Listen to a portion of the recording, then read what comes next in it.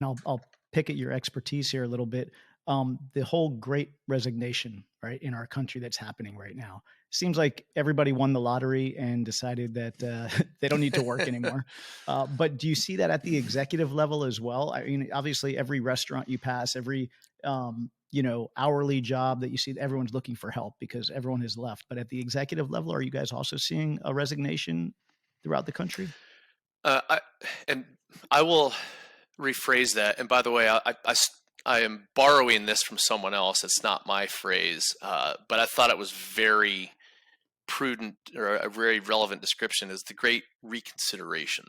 Mm, So interesting. Yeah. reconsidering what your priorities are. So executives are not resigning in droves or anything like that, but they're, I think, reprioritizing how they're considering other opportunities in their career, whether it is the type of company they go with, or hey, I'm decided I am not going to relocate, and if this position requires me to do that, then I'll just wait for the next one. Because generally speaking, right now it's continues to be this way. It's a seller's market Hmm. with respect to talent. They have options, and if they're in a good place, and unless they're on some sort of burning platform, they're going to sit tight until something comes their way that's a better fit, aligned with Wow. their priorities. And what do you think that is? Do you think it's the 2 years that we went through the pandemic that people just kind of reevaluated happiness and decided I just want to be happy and I'm not going to take a job just for money or whatever it may be, but there has to be more to it. So I'm going to sit back and wait for the right opportunity.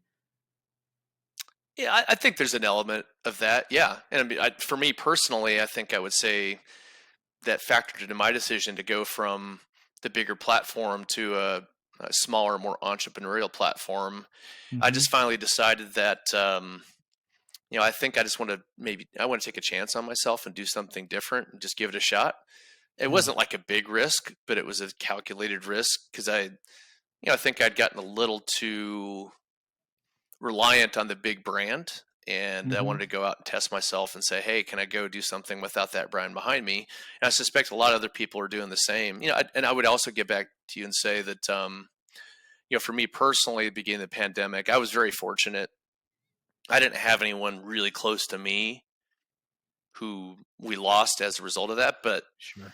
people I know, but a lot of executives that I spoke with, had lost family members, and they just really were reevaluating what was important to them, and that Hmm. factored into their career decisions as well. So the That short makes answer sense. to your question is, I think yes, absolutely. People are really thinking about what matters to them most and why. Yeah, it makes a lot of sense. And then for somebody now in our climate, our job market that's looking for their dream job, what makes an attractive candidate to an employer? What would you say is something that candidates can do, or something that makes them an attractive candidate? Well, I think the first and foremost, build your resume, right? So that's table stakes for certain roles. For us, getting back to your one of the original questions around what we do in executive search, um, there are certain must-haves that our clients understandably will say these experiences are a requirement. If they don't have them, we don't want them learning on the job. We're hiring you to go recruit someone who's been there, done that. And ultimately, what's going to differentiate people is the soft skills, really, at the end of the day, the Hmm. motivations, the fit, or the cultural fit. So the first question is the first answer is build a good resume, right? There's really no substitute for that. Next, I think what differentiates candidates is going to be, um, and once, as I mentioned, how they interview, what their motivation is, what's the cultural fit, and that's really more specific to the different opportunities. But as Sure. far as like being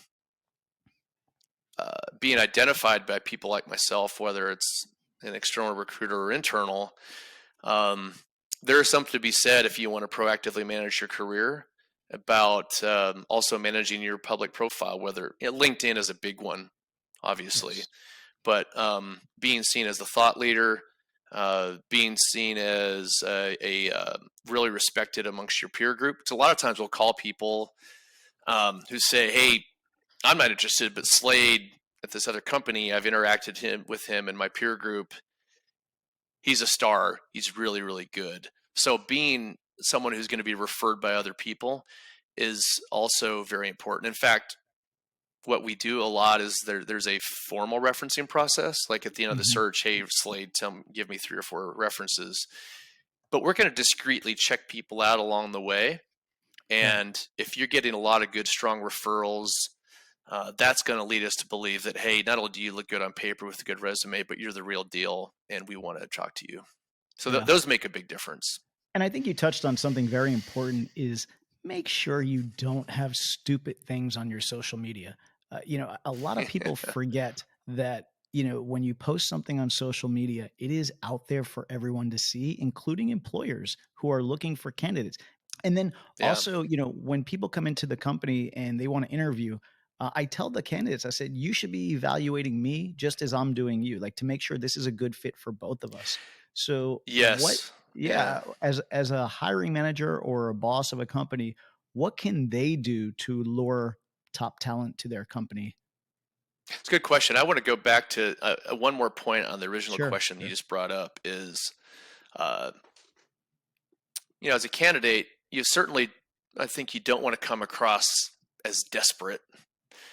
But Mhm. on the flip side is you don't want to come across as so hard to get and aloof that you may have a good resume, maybe it's a good fit, but if you got to show a little bit of love back, show genuine interest, do, like simple things like researching the company, Mhm. researching the role, right? And the other thing I really recommend people do too for more of their diligence is like we as executive search consultants are going to check you out discreetly. You should do the same on that company, right? They're going to put Yep. most companies will try to put their best foot forward to have a good. And I'm kind of commingling the answers here, or the No, but you're questions. right. Have a good candidate experience. Mhm. Really try to vet them as best you can. Put some of your best executives or team members in front of them, and really Yeah. show them what the best you have to offer.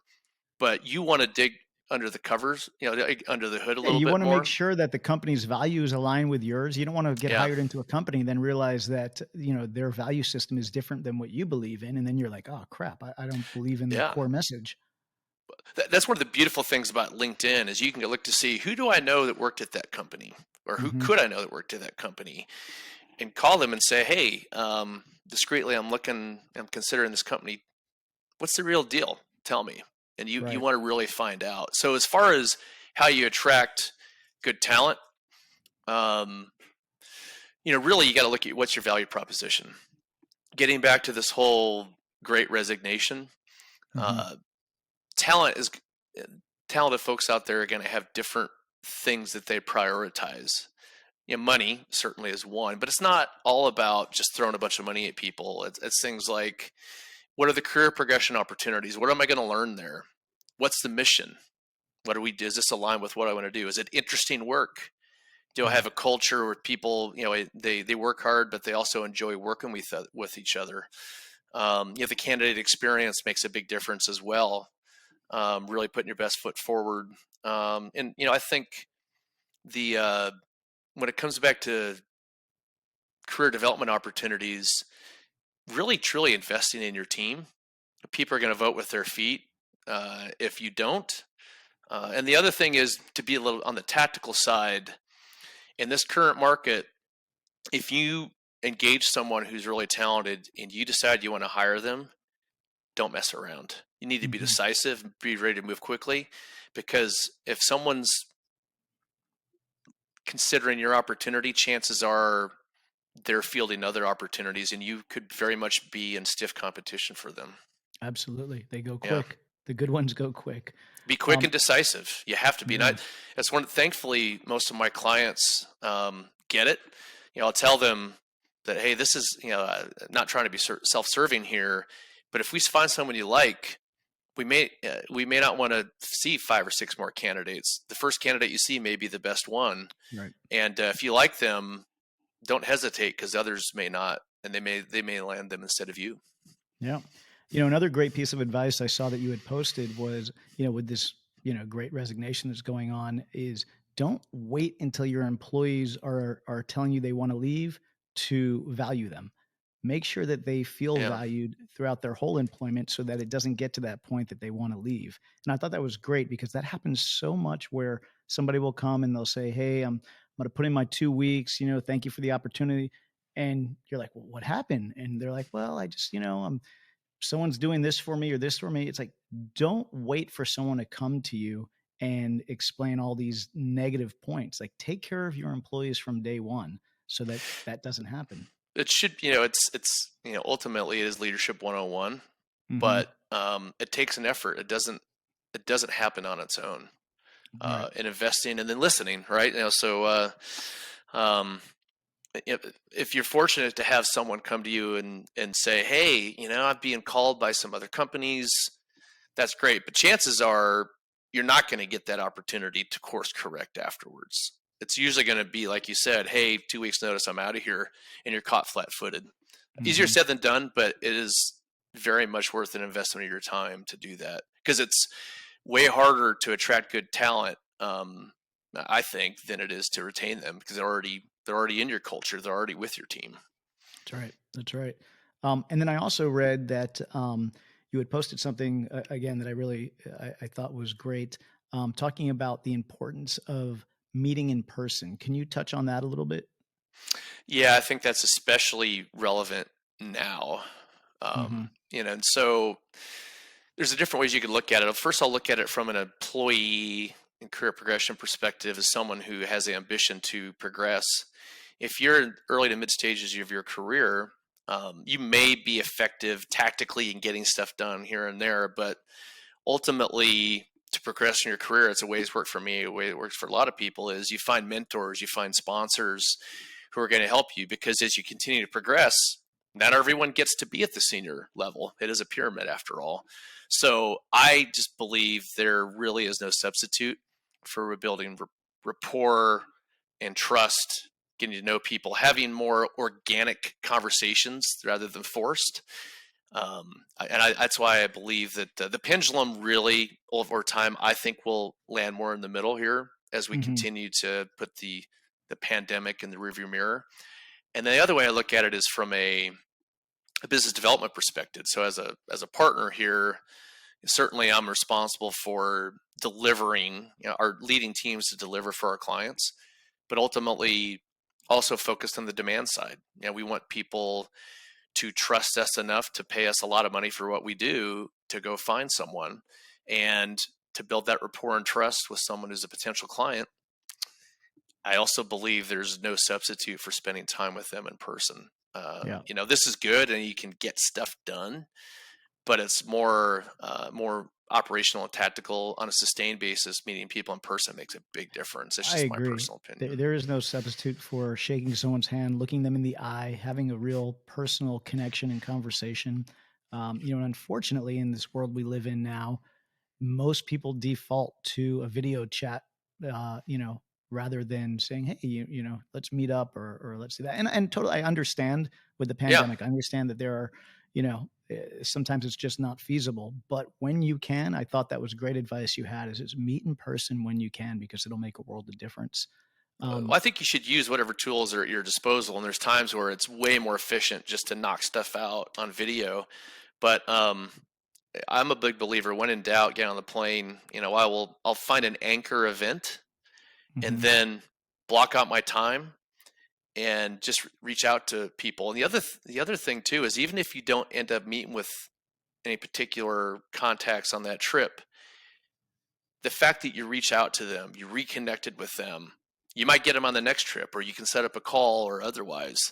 Um, just makes a just makes a big difference. So I've always been of the belief that when in doubt, just get on the plane and go. Just go do it. Yep, You you absolutely. you, you 9 times out of 10 you won't regret it. Yeah, I wholeheartedly agree. And then for that person that is positioning themselves for that executive level job in the future, they're not ready yet, but they're positioning themselves. What should they be doing now that they become a good candidate when they're ready? I think the more you can do to seek out and capitalize on opportunities to expand your skill set, to push yourself beyond your boundaries a little bit, beyond your comfort zone. And the other piece is to seek out sponsors and mentors who are going to help you. Even have someone else refer to this one time. Once again, I'm borrowing this from someone else. Have your own informal board of directors, people who can mentor and guide you and help you along the way. Because I think you need to proactively manage your own career with help with others along the way. Otherwise, other people will be more than happy to manage your career for you, but in a way that may benefit them more than you. Yeah, So, continue to find ways to expand what you're doing and be thoughtful about, hey, if I want to go be a CFO, I want to put together the different tools, FP&A, treasury, controllership, other, whatever it might be. So you're more well-rounded. You hmm better position yourself than someone else who may have just come up one route. That's just I don't do CFO work anymore, but that's just an example that comes to sure. mind. No, it's all good advice. This has all been great advice. The last thing I'll leave you with is, what advice do you have for a new hire that goes through your channels, gets hired? Um, is it a marathon or is it a sprint? Because you always hear, oh, this C suite person comes in and they have to justify their paychecks. So they make all these changes and blah. Do you think does somebody coming into a new company should they pace themselves out, learn the ropes, or do they get in there and do they start, knocking things out and making changes? And for so, what is the proper way to go once you do get hired into this executive level? I do believe it's situational. So, for example, on the one hand, if you are coming in as a new CEO of a private equity backed company that's on the ropes, they need to cut costs. Well, then you've been brought on board to be decisive. Chances are you're going to make stuff happen really quickly. On the other hand, if you're part of a much larger organization, you're backfilling someone else, or it's a newly created role, doesn't really matter. I think the old adage, if you've got 2 ears and one mouth for a reason. I found that I did the same here. At least I tried to, and other people that I recruit. You know what your remit is, but you got to get a lay of the land first. You got to build some credibility, some trust, and listen before doing.